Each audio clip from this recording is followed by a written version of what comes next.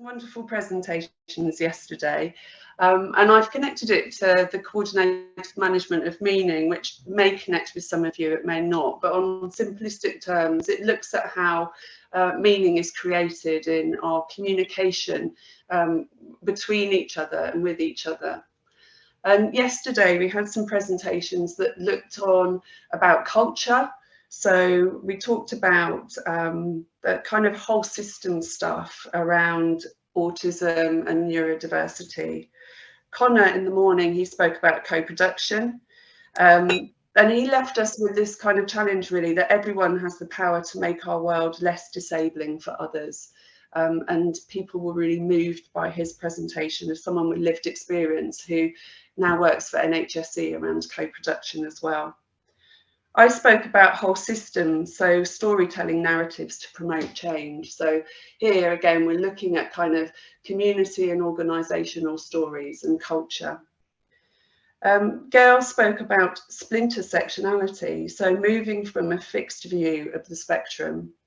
And Dawn and Hibak spoke about poetry to reflect on systemic practice in forensic services.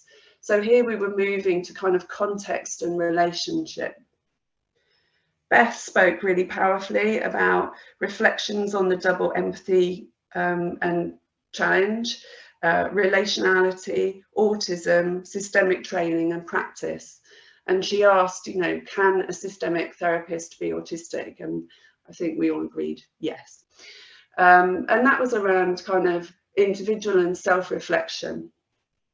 And then Ellie and John gave presentations including kind of clinical practice around creative use of Minecraft to connect, and challenging fixed narratives around alexithymia and thinking about tools for practice. So here we moved into those kind of speech acts and those real interactional moments in therapy.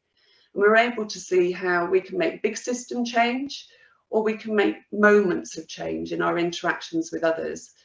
And I think what we wanted to do was make sure nobody feels responsible for everything. We can only do what we can do within the kind of realms of our reach, really. I've added about bifurcation point here. So the bifurcation point, it's a moment, a critical moment in conversation where what one says next will affect the unfolding pattern of interaction and potentially take it in a different direction.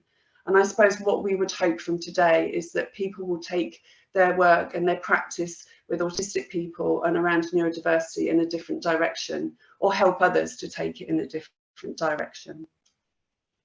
I've put the bow tie model there that Kaj Voigtman sort of created, inspired by Pearson Cronin, again, just because it's about, you know, what we take from existing stories and how we take that into new positions.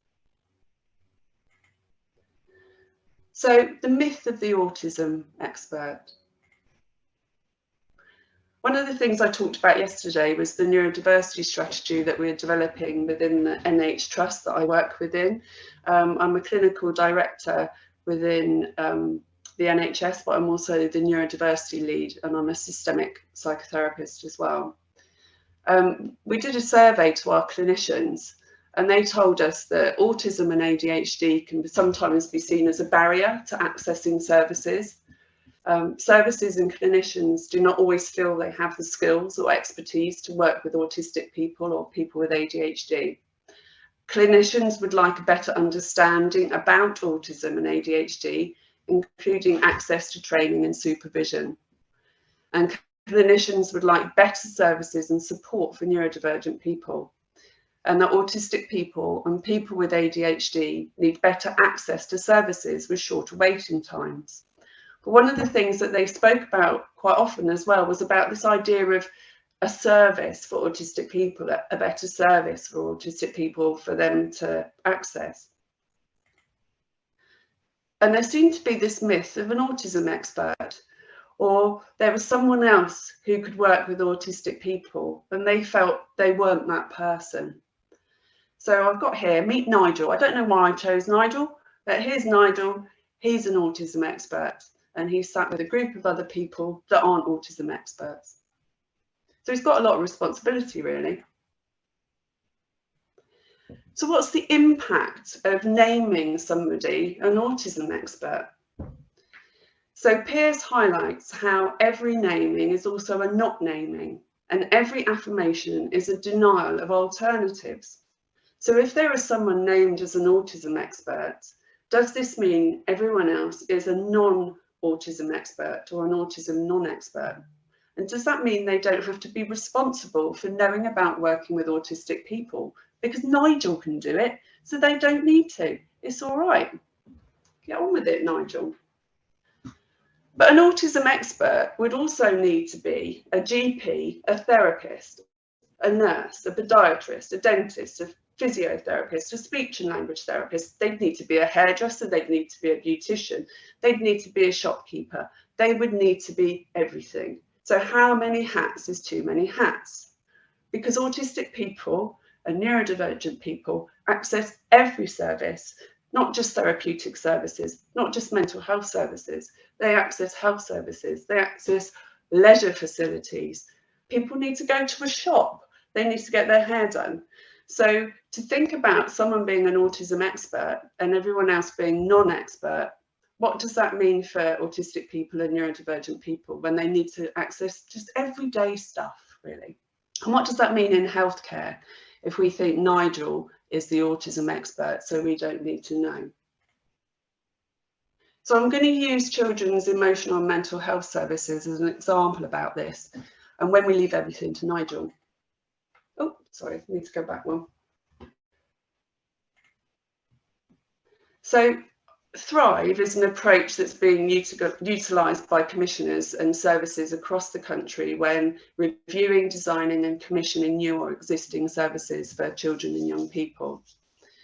And this framework describes different levels of support, advice or intervention based on need. And it ranges from universal services, described as thriving or getting advice, to more specialist services like getting more help, getting risk support. And services such as mental health support teams, as they're described, are meant to be available to more children to improve access to emotional and mental health support in schools. So rather than your specialist kind of CAM services, children should be able to access support within schools through MHSTs as they're described. But there was a recent review of MHSTs. And that identified that neurodivergent children, along with children with SEND and other minority groups, were falling out of scope and they weren't accessing or receiving effective support. In addition to this, the work on changing cultures within education had taken a backseat to the provision of low-intensity CBT, which was not always seen as appropriate or effective for our neurodivergent children. So this service that's meant to be that kind of first line intervention for children and young people was actually kind of failing autistic children, and they weren't able to access it. But when you look at data within CAM services, and that's local and national data, it shows that autistic young people are overrepresented in child and adolescent services. So the more kind of getting more help services, if we think back to that framework. And they're also overrepresented in Tier 4 inpatient services, especially with things like eating disorders, severe self-harm, emotional dysregulation. So overrepresented there, underserved in MHSTs. And that's not all MHSTs. I'm sure there are some where there's some really good service as well. So any research will only sort of give you a kind of general picture. So actually, if we think about Thrive as a framework, what we should have in getting advice is availability of appropriate advice and parent groups, information about sensory processing, executive functioning, masking, autism and anxiety, ADHD in girls, and adaptations in the school environment, and an emphasis on support on needs-led as well for children and young people, not just sort of reliant on waiting for diagnosis.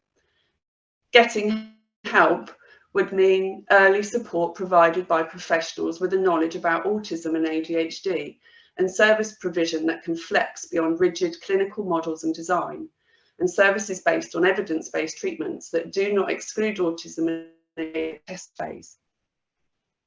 And getting risk support would mean all social care, acute hospitals, community health, mental health services, working with children and young people in crisis to have adequate training about autism, including strengths as well as challenges, and the impact of sensory processing, and for autism to be considered in risk and safety planning.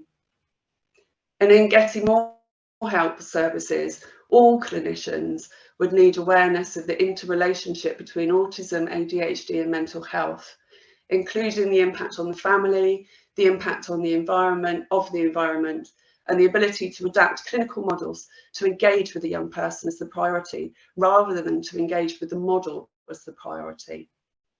And we would want all our children, including our neurodivergent children, to be thriving, with teachers and staff trained and supported by MHSTs to create a neuro-inclusive culture.